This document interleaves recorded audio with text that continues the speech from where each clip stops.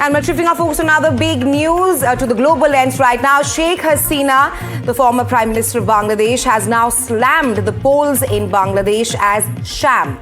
Hasina has said disgraceful chapter in democracy targets Mohammed Yunus-led regime and also seeks annulment of polls.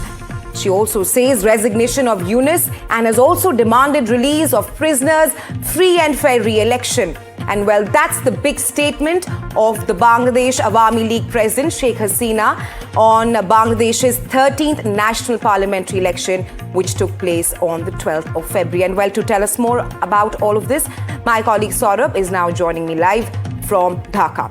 Saurabh, the BNP-led Tariq Rahman is all slated to win the elections in Bangladesh.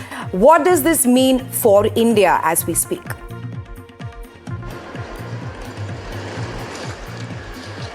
Well, for India firstly and for Bangladesh, perhaps the most important topic on the table is the resetting of ties between India and Bangladesh. And that will, of course, happen with time.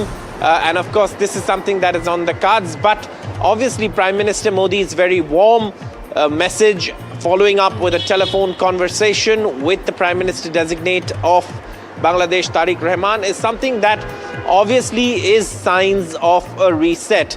Now, of course, this statement is something that obviously we've seen that is coming from the Awami League president. Right. And this is also something that obviously is along expected lines, and this is something that she's demanding as well, you know, about restoring voting rights by holding a free and fair participatory election under a neutral caretaker government. But however, the same was a demand during the 2024 elections.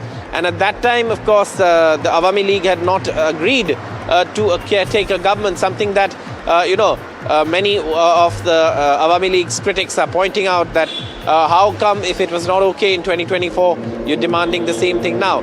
But Right. this has been, the Awami League's, of course, statement saying that they don't believe. But this is something also that in Bangladesh, there's a sense that in this election, it was participatory, and it was also something that people got the right to vote. However, internal politics is something that obviously will continue.